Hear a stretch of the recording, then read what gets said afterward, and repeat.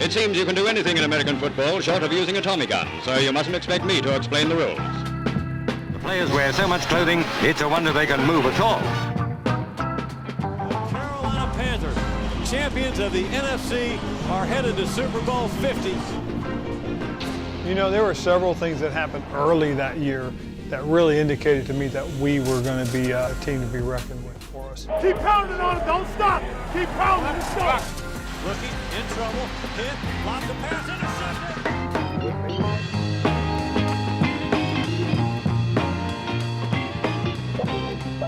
This is Any Given Wednesday, the NFL podcast where two overseas fans delve into the NFL's glorious past in an attempt to greater understand its fascinating present. So, whether you're still struggling to tell your Browns from your Bills or your Bears, or you're someone who still insists on calling the Steelers' Acrisure Stadium Heinz Field, this is the podcast for you.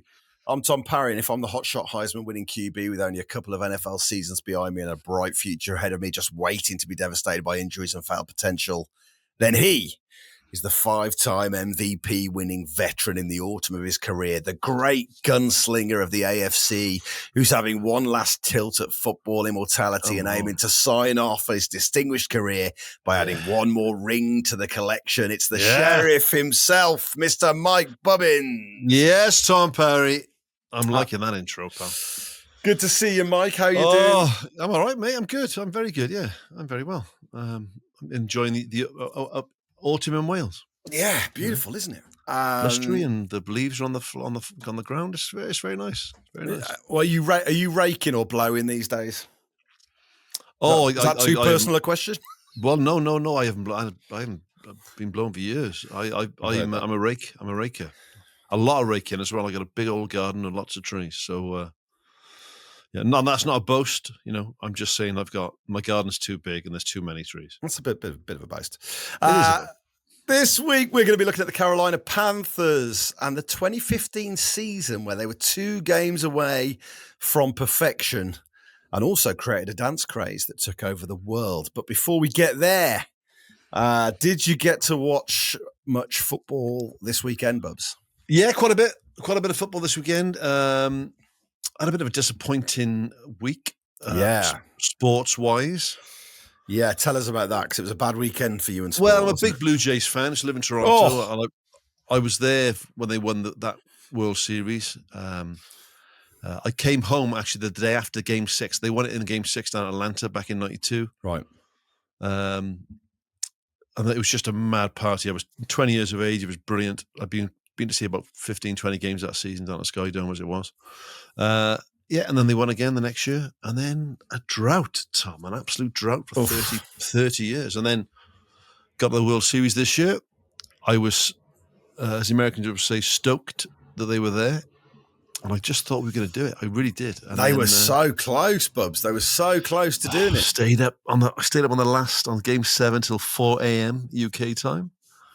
And we lost by that single run on it's water on the bridge now. So and then the Packers lost. So the Jays lose, the Packers lose. Yeah, terrible game from the Packers. Liverpool lost that weekend as well. Oh, Bubs. Yeah, I know it was a bad weekend. Three strikes and out. Yeah, it was. But yeah, thanks for reminding me. But well, it was one of those weekends, and that is, obviously we're called Any Given Wednesday. It comes from the saying Any Given Sunday, because they say that on any given Sunday, anyone can win or lose, and the NFL constantly proves that theory. And this was one of them. You had it was exactly one of those weeks where it's almost like they've got together and decided that they're going to flip the script on everything that's being said about the season. And rarely was there a case where the favourites won. Loads of teams kind of won on the road rather than the home teams winning. Yeah. And it's just that kind of sport where that can just happen. It's a great season, mate. It's shaped up to be a really good season. As a Packers fan, I wish we were a little more consistent, obviously. Yeah. So it's going to be one of those nail-biting ends to the season. But, it's great. I mean, the quality of football and the closeness of the teams, I'm loving it. I'm also secretly loving, and don't hate me for this. No. I'm quite loving that the Chiefs losing. Should I be saying that?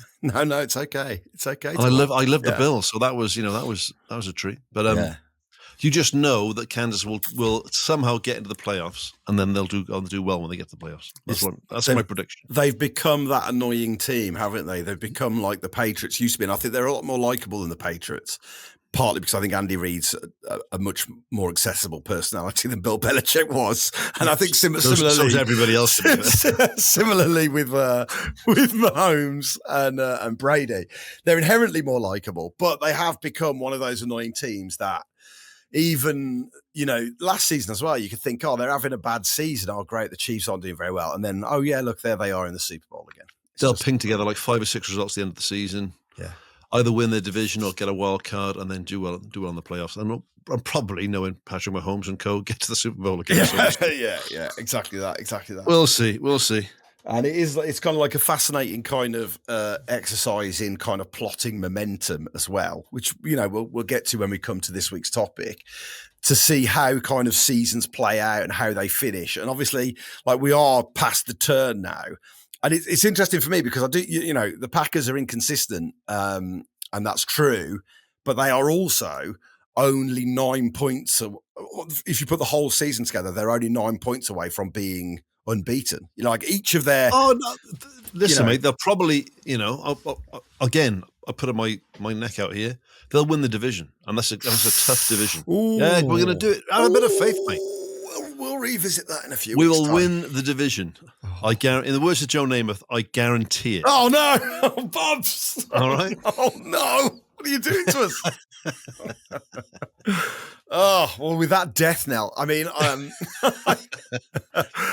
because something we noticed about football this week. The thing I wanted to chat to you about. I was texting my friend who's a Dallas Cowboys fan just to gloat, just to gloat about the kind of the. How many other mates you got? Don't get jealous, Bubs. Don't get jealous, man. I was gloating about the Micah Parsons move, but I was also saying, and we've got the best tight end in the league now. We've got the best tight end in the NFL. Oh, you jinxed that. Was you? 2 hours later, there was a season-ending injury, and don't say that. I'm hoping there's not going to be a season ending. Yeah, I've got a feeling it will be. But it was a bad week for injuries, and obviously, it's always. I mean, it goes without saying for such a physical sport played by with so many contact injuries, but like it was a bad week for injuries. We should say that we'll just throw forward to the focus of today's. You've mentioned Carolina the Panthers in that season. Yeah, injuries, man. Anyway, yeah, we'll come back to that. Yeah, we'll come back to it. But it is a brutal sport, and Tucker Kraft was having the best season. He was in the form of his life, and just as the articles were being yards printed, after the catch as well. Oh, I mean, that's it. And the narrative had just swung into this. Here is a superstar in the making, and bang, he's gone, and by colliding with his own player. And every player, you just think their whole entire trajectory is just moment to moment in this sport. But I wanted to talk about the Jaden Daniels injury, which you sent through on WhatsApp, which is. It's a really tough watch, and there are two types of friends when you follow American football. There's friends who send the message, whatever you do, don't watch the Jaden Daniels injury because it'll be horrible and it'll make you wince. And then there's other types of people who say, hey, look at this, and then just send you a link to the injury. And Bubs, thank you, mate. That's exactly the type of person you are. Put me off my breakfast. I was like, whoa, man. It is a horrendous injury. But you're just watching someone's I think American TV, though, sports coverage, they probably wouldn't go into that much depth in a UK rugby match or football match. No, they cut away, don't they? They don't go in like forensic detail from every single camera angle in slow motion, because it is a hell of an injury, mate. And again, a fluke. This is the thing about the NFL. You haven't got to be dirty. This is why dirty players piss me off in the NFL. Yeah. I don't mind tough players and hard players. That's fine. Yeah. When you're a cheap shot merchant, I think this league is hard enough without the cheap shot merchants. You can do a Tucker Kraft. You can be out of the season hitting your own player. You can be out for the whole season, if you're lucky, just this season, with basically putting your hand down on a perfectly legal tackle, putting your hand down and break your fall and rotate. I don't know, somehow rotational dislocation and break of your looks like all the bones in your arm, right? Yeah. So you don't need cheap shot. It's the other reason that the fucking keyboard warriors, the game's gone soft brigade. Yeah. I thought, mate, do you have any idea how hard this league is? How hard you get hit? How hard practice is? Yeah. How big and strong and explosive these people are? You wouldn't last 1 second, mate. Never mind changing the tackle rules and, you may as well play flag football. Really? You think that, do you? Well, you don't stand there then, mate, and see what happens to you. It should be the rule that the moment you type "game's gone," you're collected by someone in. They should wrap the quarterbacks in cotton wool. I'll tell you what, mate. I'll wrap you in cotton wool. You stand there and let Micah Parsons hit you. Yeah, that's what they should do. They should pick them up and take them to a training session. Just stick them. Wrap them in cotton wool. I'd watch that in Pro Bowl week. Get 20 of the biggest arseholes on the internet, wrap them in cotton wool, let them get fucking leathered by a defensive player from the NFL. Careful there, Bubs, because you never know. We might be voted one of that top 20. We're in the firing line. Yeah, but I'd never say the game's gone soft. This has to be the game gone soft brigade. All right, okay, great. Get them in, Yeah. From Cleveland, Ohio, weighing in at 216 pounds, 5'11", graduated high school. Fucking insurance salesman. Quote, the game's gone soft. Get him in you. Fucking Harvey Wankstein and just wrap him in cotton wool and let someone twat him. That is how we spice up the Pro Bowl. People need to increase viewership on the Pro Bowl. Keyboard warrior round. We've done it again. I'd fucking watch that, mate. I stick that in the magnetic. You keep your magnetic helmets. This is the one. Put that in the magnetic helmet list. That's what we're talking about. With the future of this sport, Bubs, we've got ideas to burn. You'd have a jersey, the keyboard warriors. They'd have their own team. Wrap them in cotton wool and let's see what happens. But my point about what I said about Jalen Daniels, and you disagreed with me instantly, and I said, let's save this for the pod because I'm interested. Oh, we did, yeah. There is a good conversation around that injury where they're saying Dan Quinn the head coach, should have had Jalen Daniels out of there because they were down 30 points. There was only 3 minutes left on the clock. You've got the whole season still to go. Why aren't you sticking in your backup quarterback to see out what is already kind of a game that's gone? And that was a very popular opinion. A lot of people were saying that. Well, yeah, it was. And little did you... Well, no, because I saw that interview and there's various comments on it. And I'd replied to that. So by the time you sent me that on WhatsApp, I'd already replied on the thread. And I took the opposite view. I thought Quinn was well within his rights there. I think if they were up by 30 points and if they got a winning season, right, then get your quarterback out, protect him, right? Yeah. But the fact is, Washington are having a poor season, and they were 30 points down, right? Yeah. So you obviously need snaps. Something needs to happen. You need to improve. So I think, what are you saving him for? If you're taking a quarterback out of a losing team that loses, to do what? To get no reps, to put him back in, keep him safe to go and lose the next game? Or do you want to actually get him to start clicking and gelling with his receivers and, and his line? And, I think in that situation, for the money you get paid, and it's a very short season compared to a lot of other sports, 17 games, right? You got a losing season, you get him beaten. It apparently isn't working out. You need to be in, and you can't do full contact practice sessions in season anymore. That's not a thing. So the only time he's getting real reps is on a Sunday. So I'd leave him in there. And because and the other thing is, mate, it's not like they were playing the 1970s Oakland Raiders and they were dirty bastards and someone's going to get injured in a second with a late hit or a thumb in the eye, right? Yeah. It was a fluke accident that could have happened at any time in any game, right? Yeah. Are you saying you're saying because the game's gone soft? Is that what you're saying? Game's gone soft. I mean, they should wrap me in cotton wool, if you ask me. I do. I think you make a really good point actually, because I heard another interview that said, if you ask Jalen Daniels, do you want to be out there? He'd have said, of course I want to be out there. Yeah, of course he wants to. You're a quarterback. You're the leader of the team. Put it on me. It's your team. And if you're 30 points down, you're not going to say, well, I'm going to sit this one out. What message does that send to the changing room? So and it's 4 scores. It's probably over and done with. There's 12 minutes left in the game, right? But if you'd have scored then, it becomes a 3-possession game. And yeah, well, we've seen strange. Could it happen? We've seen it. We've seen it in the Super Bowl. It does happen. So I had no problem with Quinn leaving him in there. It was an awful injury. I hope he recovers fully from it. But you can't. I mean, it's the NFL. You can't mitigate for these sorts of things happening. No, that's it.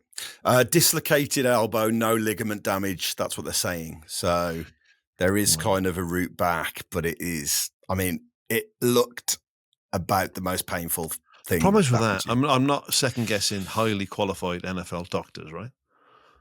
But by the nature of a dislocation like that, you must have damaged the ligaments because otherwise the bone they wouldn't dislocate. But I hope he's all right. It's a horrendous looking injury. Horrendous looking injury. Yeah. Well, thanks for sending it through. Not a problem at all. Otherwise, should you be happy? Why should Tom not be traumatized as well?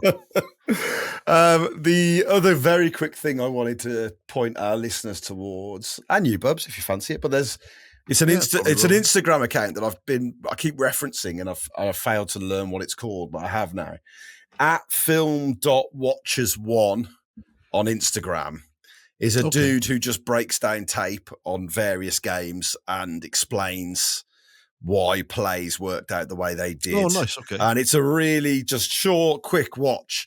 And, it really does kind of lay out, oh, wow, this is why they were doing that, or this is what the DC was thinking. And it's a really good account. So cool. If you're interested in getting under the hood of the games and trying to see why things happen, not just what happened, then go to film.watchers1 at Instagram. Also, tell your mates to listen to Any Given Wednesday. Oh, I mean, that's the way to do it. Yeah, that's what we should be doing, actually. Fuck him. What's he doing for us? Nothing. That's a very good point, actually. But I'll start watching this when he starts listening to us. How's that? Yeah, agreed. As always, we'd love for you to get in touch with us. Any Given Wednesday pod on Facebook, TikTok, Instagram, YouTube. In fact, this week, the topic that we chose, which we're going to get onto shortly, was one suggested to us by one of our listeners just a couple of weeks ago. So you could be in the same boat. If you've got a franchise we haven't covered yet and you think you've got a great subject for us, then please do let us know, because sometimes it works. Also, you can contact us on SpeakPipe. We love to hear you and your opinions and your questions. So get in touch on SpeakPipe. There's a link in the show notes. Bio thing. Yeah, the bio thing. But we've got some. I've got a stamped address envelope. Can they do that? Yeah, there you go. Stick it in the PO box. We'll find it. Should we have a couple of SpeakPipes? Yeah, get your pipe on, mate. Let's have a look at it. See what we got. All right. Hi, both. Really enjoying the pod. Sparked me into American football again. The coverage is also great on various channels. I am from Port Talbot in South Wales, which Mike takes the mickey off quite a bit on his other pod, where I am a Patreon and not a round dodger. I used to be a supporter of Washington Redskins, John Riggins in particular, but I'm sort of lost now, looking for a new team to follow. Being from Port Talbot, the Steelers might be a natural choice, but I leave that up to you. What do you think about the backward pass as a tactic? After the initial forward pass from the quarterback, a couple of backward passes might catch opposition by surprise and lead to spectacular touchdowns. I'd like to hear your opinion on it. All the best. Keep it going. Well, I think that was Andrew. If you're going to send us a speak pipe, please put your name in it so we can give you props, as they say. Andrew, if that is your name, pal, first of all, thank you very much for supporting the other podcast with a Patreon and not being around dodging bastard. Much appreciated. Thanks for listening to this, mate. This is I'm loving doing these. I'm glad you're enjoying it. Let's break that down. So, well, first of all, I've mentioned on this pod several times that I was Washington on my second team. Yeah. And my first team really in the 80s, because the Packers were never on TV. I loved John Riggins. When I started playing a bit of football myself, my number was always 44 because I loved Riggins. I loved his so story. you took his number. Yeah. Amazing. And when I used to play the lottery, that was my first number was 44. I don't play the lottery, I haven't for years, but so what was his story? The only thing I know when I think about John Riggins is his hair. Amazing player. So he signed with the Jets in 1969. Turned up in one training camp, but with a mohawk haircut and round glasses, and he was a bit of a rebel. Very old school Route 1 running back, grinding up the hard yards. Yeah. Retired, I think, in 71 or 72, and then came back with a phrase which became synonymous with him, which was, "I'm bored, I'm broke, and I'm back." That's great. Which I loved, right? Well, I can't believe we didn't open the new series with that. Yeah, we should have done, shouldn't we? Yeah, we're bored, we're broke, and we're back.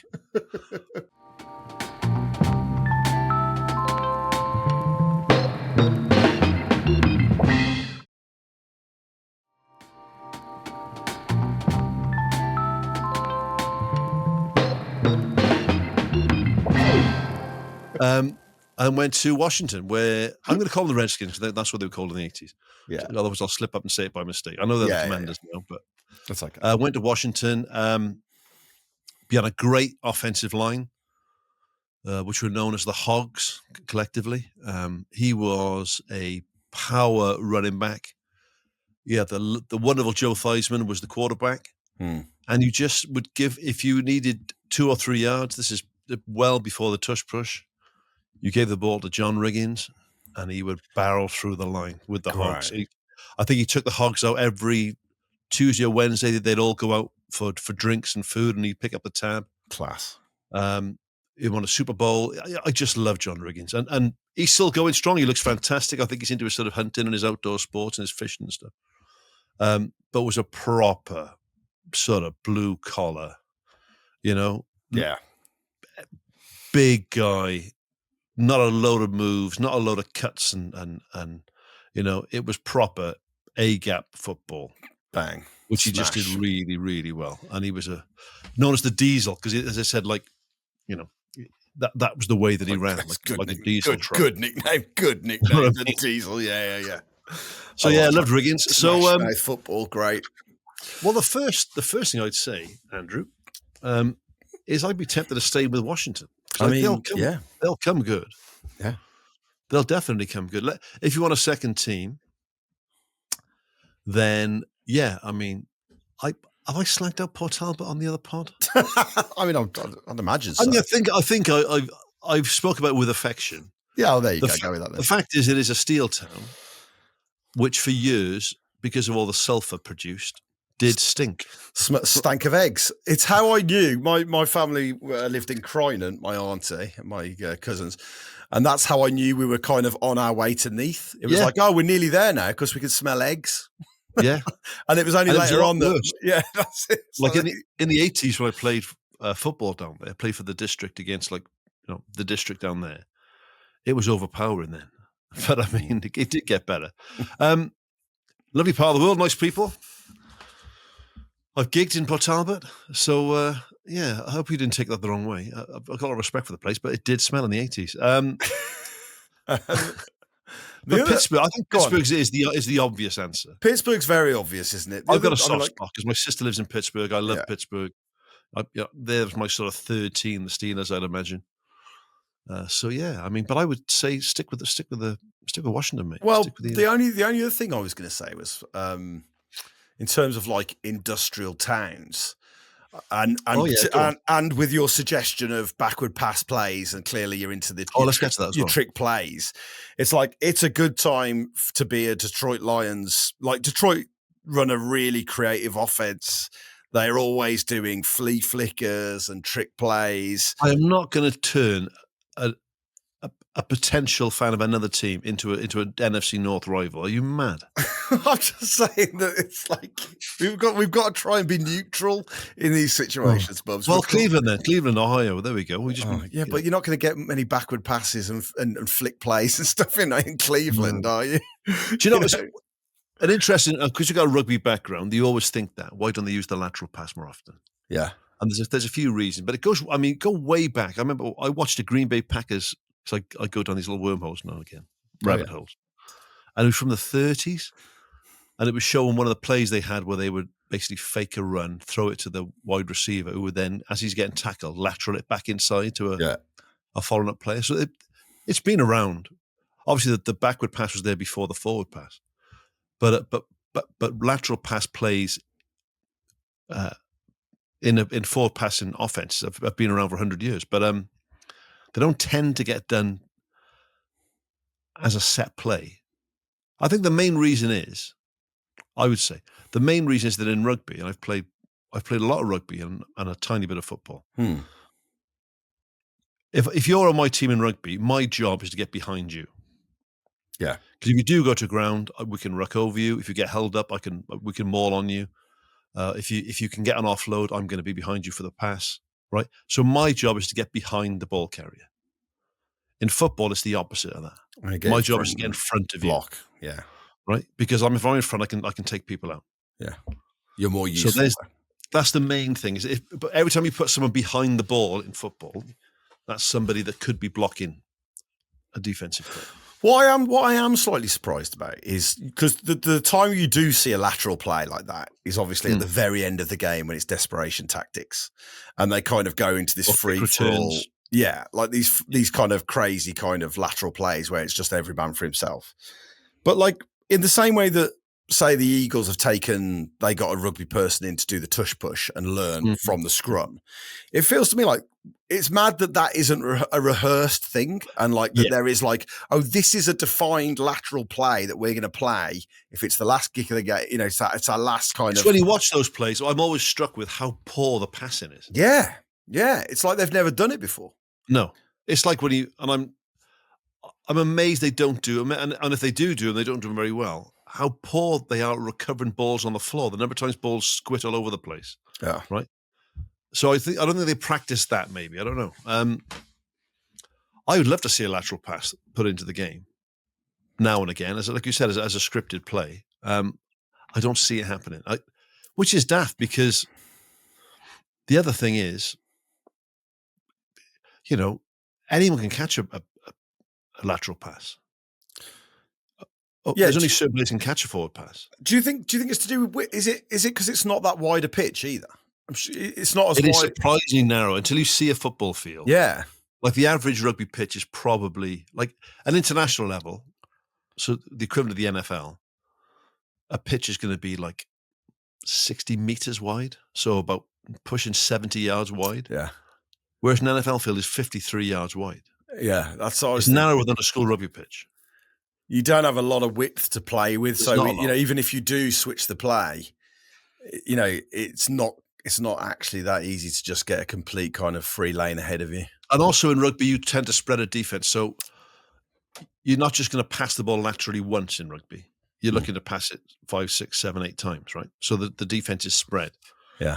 Where in football, your number one thing, once it's a running play or any play where the ball's being, so the receiver's caught the ball, is you go to the football. You flow to the football. Everybody does. Right? So, yeah, I'm not sure you'd make an awful lot of yardage on that lateral if there's 6 defenders in the vicinity anyway. But I do think they should start rehearsing that lateral play. I think that should be something that... I think if you do a variation of that green bet, and it'll happen, right? Because it always goes round the NFL. It's cyclical.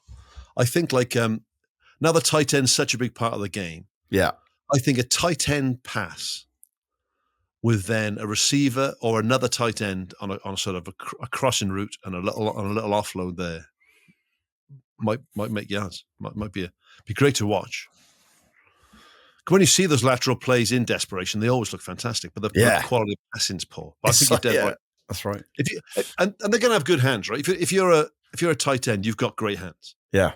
If you're a receiver, you've got great hands. So you put Tucker Kraft out in the middle when he's healthy, when he's back. Catch the ball in a crossing pattern. Who's coming the other way? Dobbs, little pass, Bosch.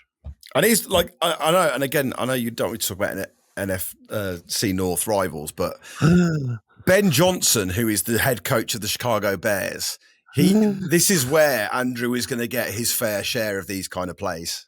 Because he is the most creative offensive coordinator. He was with the Lions. He's now gone to the Bears. So actually, if you are looking to get behind a team that's going to scratch that itch for you of, backward passing and things like that, he's already doing a hell of a lot of that in Chicago. So you might want to cast your eye that way. There we are, mate. There we are, Andrew. Go support the Lions or the Bears. Not my words, the words of Packers fan Tom Parry. I'm just providing the service that we've promised to provide. Okay, that's all I'm doing. Thank you, Andrew. Good question. And apologies to the people of Port Talbot for my I love friends. I know. but do use an aftershave. Right. They don't smell. The place smells a bit, or it used to. It doesn't anymore. We've moved away from it very nicely, Bubs. Don't go back to a lit firework, okay? I don't like fireworks in Port Talbot either. There's a very combustible atmosphere. Let's have our second speak pipe. Hi guys, Chris from Southampton here. Just thought I would tell you how I ended up supporting my chosen franchise. It was 2007 and I was serving with the British Army in Kuwait. Our American comrades invited us to watch the Super Bowl with them. A journalist from Stars and Stripes magazine saw the 4 clueless Brits in the corner and asked to interview us. He asked who we were supporting and I said nobody, just looking to enjoy the game really and learn something about it. He said, well, you should support the New England Patriots because they are like the Manchester United of the NFL. And from that day forth, I was a New York Giants fan. Loving the podcast. Wow, that's got a lovely what a lovely twist in the tail of that one, Chris. You've redeemed yourself, mate. That was class. Brilliant. Love it. Well, first of all, pal, thank you very much for all your hard work and all your bravery. Absolutely. But yeah, that was that's a great speak pipe. That. Yeah. I thought he was going to be a Patriots fan at the end of that, I must say. Perfect. Absolutely perfect. And Giants. Well, I wish the Giants well because they've had a tough couple of weeks where it was all starting to click for them, and then old Scatterboo again talking about injuries. There's his season gone, horrific injury, and who's your wide receiver guy? He plays.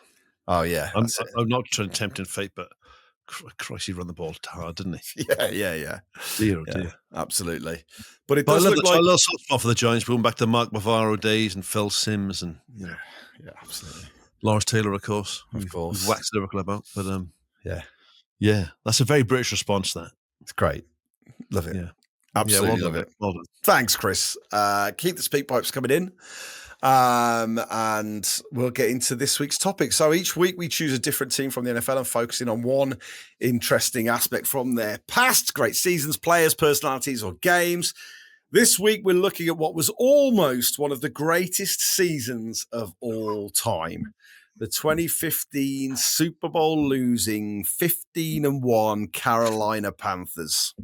Aye. What a story. And it's just a game of inches, and this is a story of inches. And it's one that I can remember really clearly because it's when I just got into, really kind of paying attention to the sport. And it was just so nearly this incredible Cinderella story, wasn't it? Mm. Well, yeah. So the season before that was it the losing season? The season before? Did they go 7-9? Or was it certainly 2 seasons before they had a terrible season? 2 seasons before, yeah. And then Ron Rivera came in. Rivera comes in. I've got a lot of time for Ron Rivera. He's a good bloke, isn't he? You get really good vibes from him, I think. Players love him. Yeah. They make a couple of great decisions, the front office. They bring in Cam Newton. What a talent. Heisman winner. Yeah, Heisman winner. Too good looking for words. Oh my God, what a guy! I mean, so charismatic. Just he's got it all. He's just like good looking. He's got a film star smile. Amazing shape on him. He's 6'5". He's got an incredible arm, shoulder. And he's quick. And he's kind of that. He's your definition of a dual threat quarterback. Completely incredible dress sense. Just like this. I tell you what is weird when I watch these documentaries, and obviously we live in the UK, right? You're there in the southwest of England. I'm there in the south of Wales, right? Yeah. and obviously I'm speaking as a middle-aged white bloke, so I'm very well aware of what I am, right? Mm-hmm. But I would like to think, and I'm a big fan of rugby and soccer as well. NFL is my thing.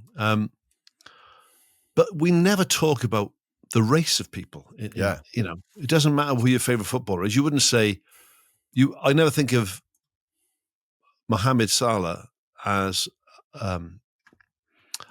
I don't think of him in terms of being an Egyptian. It doesn't matter to me. He plays for Liverpool. I wouldn't look at Manny Favourboso when he went from sort of Welsh age group rugby in playing for England.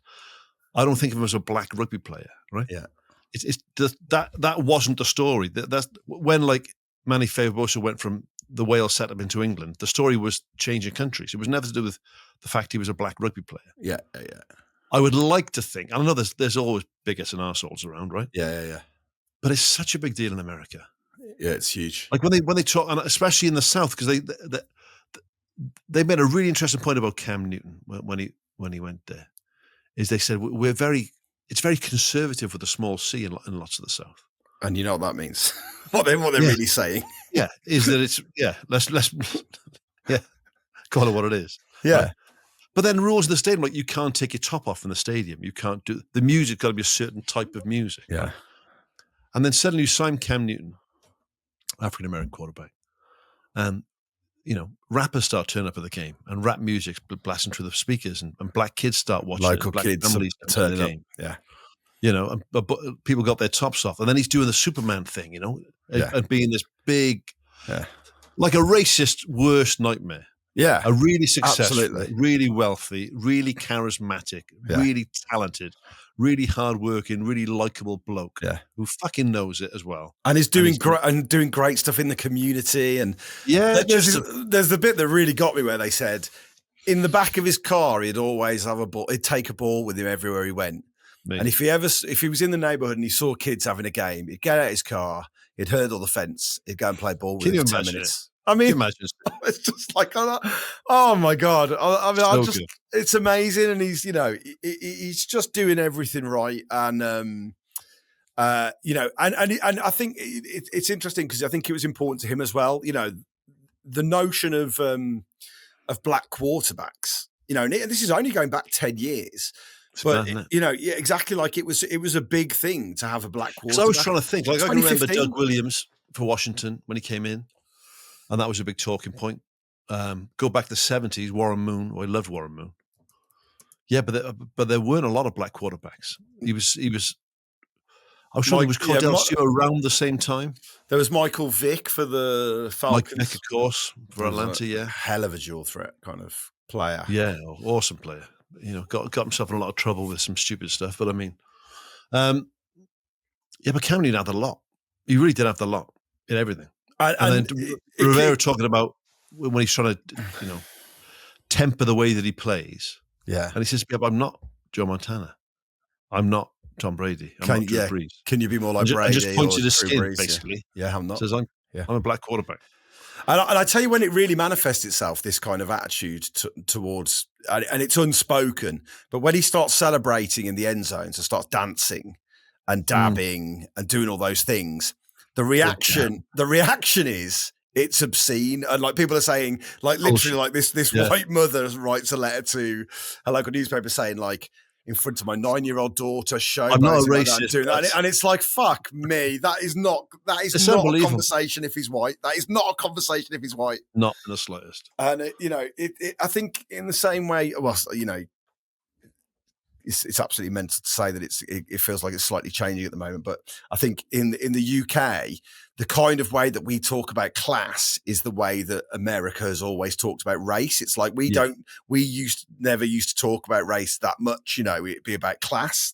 I'd like to think so. And I'm sure there are a lot of people of colour who could point to a different experience growing up in the UK. But that's what you would like to believe. But the way that they treat that kind of reaction to Cam Newton's attitude, his confidence, it just feels inherently tinged that it's part of the reason is because he is a black quarterback. Well, I was having a look. Let's get too political on here, but even now, like over there, when the administration have a problem with certain mayors. I was looking at all the mayors they had a problem with and thought, there's one common denominator here, by the way. Yeah. I mean, right? Yeah. So it must be really difficult. It must be so hard. And he's in the 2015. So he gets drafted in 2012, and then he's 3 seasons into his career, and they've started to turn it around with Ron Rivera. They've got a great cornerback in Josh Norman. They've got a brilliant tight end in Greg Olsen, and they've won the NFC South, which isn't a great division, so that's not saying much, but they've got to the playoffs for 2 seasons. But then 2015, it all just clicks, and I always pronounce his name wrong. Kuechly. Kuechly. It's really hard. Let's call him Kuechly, right? Yeah, let's go with. I'll do the Welsh way with a CH. Kuechly, right? Give him a Welsh name, Kuechly. Right? Yeah.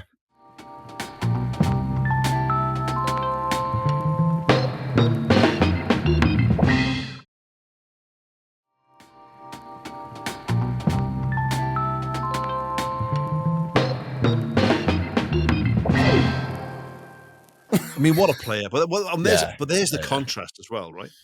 So he's Boston College. He's this. So he's up there from the northeast, white kid, curly hair, glasses. Yeah, they say looks nothing like a linebacker when you see him. What are they doing with him? Why you're using your draft pick on him? Well, what a player, man! What a player! What a player! Yeah, quick. That's the overriding thing with the best linebackers, right? Is the speed of it. Their football intelligence and their speed, right? Above everything else. Like we said about Lawrence Taylor, his football intelligence was so high and he was so quick. Even Butkus, go back to the old days, right? Yeah. And you think you only seen the old black and white stuff. But you talk to people who play with him said from that middle linebacker, 20 yards in any direction, there was nobody faster than him in the league. Yeah. Right? Yeah. So, and he would react quickly, and he's there quickly. Well, that's what Kuechly did. Right? Sorry, Kuechly did. Right? Kuechly. But you got those two. So you got a really good secondary. You've got a superstar linebacker. You've got a good defense. You've got some real threats on offense. You've got good receivers. You got Olsen at tight end. Yeah, who's a tremendous player, and then you've got Cam Newton. I mean, you had all the elements there. Yeah, absolutely. And you've got Thomas Davis at linebacker as well, who's this incredible kind of leader figure, kind of this Ron Rivera, who was a really good coach. And it just happens every so often in the NFL, you have this team that, at the start of the season, no one is going to be picking the Carolina Panthers as Super Bowl contenders. To go 15-1. And it just clicks. And it's that, it's that cliche of it being the ultimate team sport. And they beat the Seahawks, who are a really good side. Really good. They smashed the Cardinals. Yeah. And they've got this. They've got this kind of steamroll the Super Bowl. They've got this momentum, and they're playing like it's very kind of. It's very emotional hearing them talk about, because it's that feeling of, we've got something special here. And it's mad to feel, okay, they've gone 4-0, they've beaten Seattle, they're 8-0, and it's like that's when you start to think, hang on, something. Larry Zonk when the boys getting wheeled out again. Something serious is going on here, And they're 10-0, and then they beat the Cowboys. Taking their old jerseys to the dry cleaners again. And Cam Newton is doing superhero stuff, like he calls himself Super Cam, and he's got the celebration. But some of if you look at his highlight reels from that season, he's going upside down into the end zone. Like, his athleticism is absolutely superhuman, and he's got two. You'll see he's got 2 defensive backs coming at him, and he'll just be above them, like upside down, and he's getting hit, and he's taking hits, and he's threading the needle. He's just in his bag, and you're just watching this player where he's just making the game look so easy. And all the parts are clicking into place. And then he starts dabbing, which I was watching the documentary and I was like, oh my God, of course. That was that came from the Panthers. Yeah. Yeah. And everyone was like it's so weird because you look at it and you go, oh yeah, that's easy to do. And then you try and do it and it's very hard to do it well. Oh, what's the other one they do? What's the one they used to do that I just couldn't do? The griddy. What's the one that came from Fortnite? Oh yeah, the griddy. Yeah, like Justin Jefferson does this. Flossing. You're flossing. Flossing. Yeah, I cannot do that without looking like I've got some serious medical issues. I think we're going to need some social media evidence to back this up, Bubs. I want a video. I want a video of you attempting flossing to go out at the same time as this episode. And they've also got they've got the dab, and everybody's dabbing, and it's like a craze that's going around the world, and it's like it feels a bit like what it reminded me of was Leicester City, like Leicester's season when it felt like there was this, it's not going to happen because it would be impossible for it to happen, and yet it still keeps happening. And they are kind of, you just think, oh my God. Because Vardy was non-league footballer at one point. Yeah, absolutely. And so, you kind of look at this kind of miraculous story and they were on the cusp of doing something miraculous because when did the Dolphins go unbeaten? Their unbeaten season? Dolphins was 71, was it? Yeah. And it still hasn't been 14-0 in the regular season, 2 playoffs so they won 17. They were 17-0 at the end of the season. Yeah. So going into the Super Bowl, Carolina was 17-1. And so and that was interesting to me was they said because they got all the way to 14-0 and then with 2 games left in the regular season, they lost one to the Falcons. Obviously they were in the playoffs. I don't think we can talk about that season another time. I don't think that'll ever get beaten now. No. We talked about bringing players out of games and all that controversy. And if you get to 14-0 and you've won your division and you've got number 1 seed, are you putting your starters out for the last 3 games? No, no way. I'm not anyway. You are. I'm not. Well, I am. They need the reps, but I mean, no, I wouldn't. And that's So I don't think that 14-0 is ever that 17-0 season will ever get beaten. Statement, but I don't think it will because I think towards the end of the season, you just pull your starters. Exactly. Yeah. It would have to be a season where you had 2 teams in the same conference that have both gone like 15-0, and they're both vying for the number 1. So they still have to keep playing right until the end. Yeah. Then, but I don't see that happening. Yeah. Well, anyway, they lost their 1 game, but a lot of them, they said that took the pressure off in a way because that had become the conversation. Yeah. And actually for them, that wasn't important. A lot of teams say that. Yeah. What's important is the Super Bowl, ultimately. No one I think as a player, you don't really care about, obviously unbeaten's nice, but did you win a Super Bowl ring is that's the conversation. So they said they weren't entirely that, fussed about that. And then they glide through the playoffs. They beat Seattle. They destroy Arizona. Well. Yeah, they demolish the Cardinals, and you just think, God, in terms of momentum, in terms of the story, in terms of the confidence coming from that team, it just felt like this could happen. Do you know what? The reason I said Leicester is Leicester had just won. It was the year after Leicester had done the Premier League. And so this very much felt like the NFL's version of what had happened with Leicester. The thing I didn't realise until I was looking back on this was the defensive coordinator of this team under Ron Rivera was Sean McDermott, who's now the head coach of the Buffalo Bills. Yeah. Really, really good coach. And weirdly, and a lights out offensive team, Buffalo. Yeah. I'm not knocking the defense, but Josh Allen on offense is something else. Yeah. Yeah, absolutely. So I didn't realize he was a DC. But they had, again, going to the game, the defense was playing incredibly. And you've got, Josh Norman, cornerback, who's just lights out. But then this is one incredible story is in the championship game, Thomas Davis, who I mentioned earlier, breaks his arm. And obviously he's taken out and you think, well, that's it then. That's the end of his season. He played every single snap in the Super Bowl.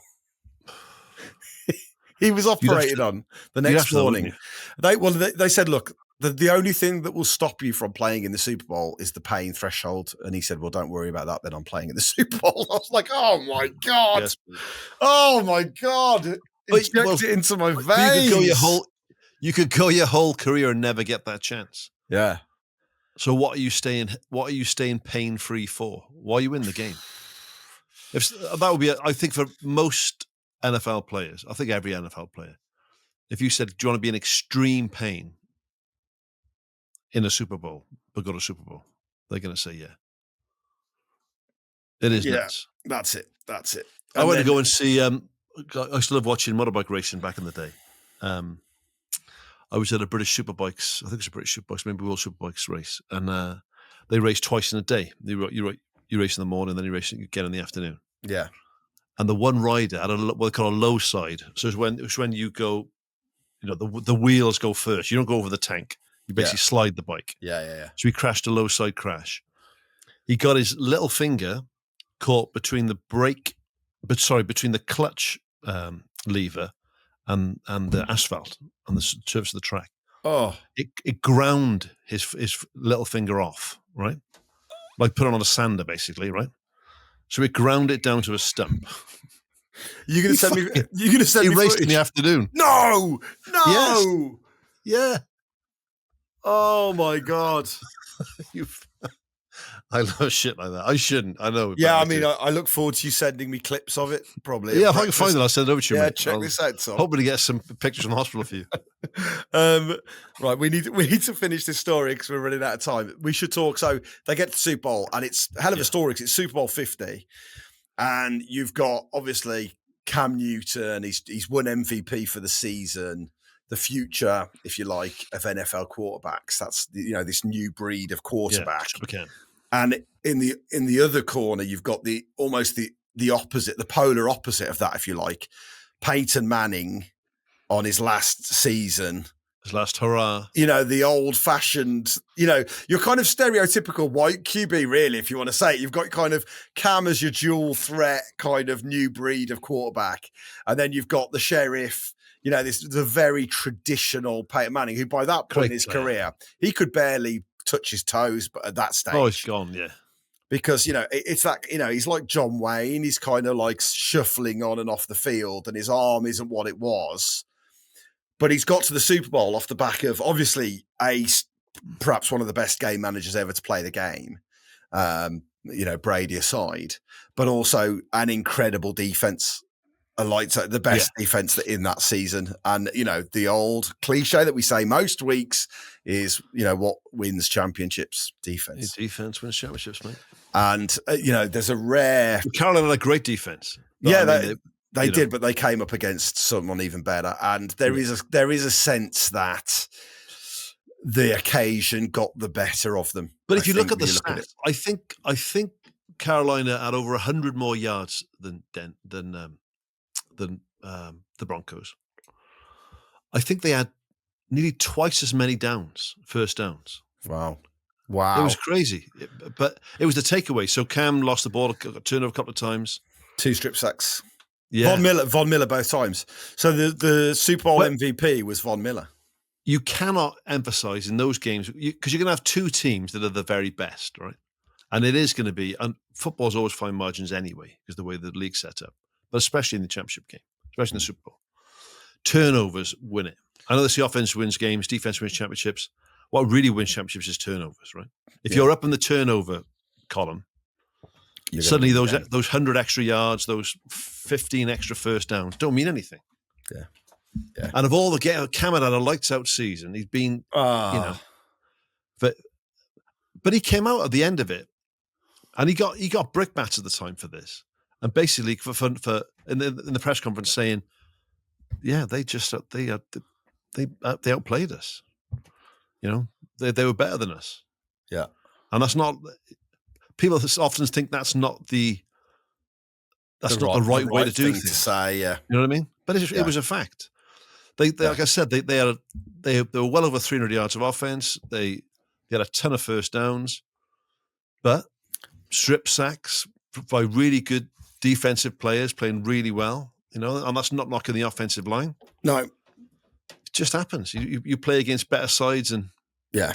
But it was weird that the fall from grace after that Super Bowl, mate. Well, that's what's heartbreaking about it, is knowing what came afterwards, knowing that this was the top of the mountain for Cam Newton.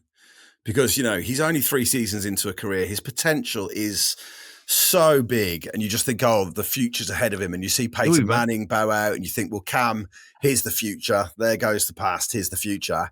And yet, he never got back there, had injuries, struggled, was released by the Panthers, went to the Patriots for a bit, and then travelled around a little bit, but never...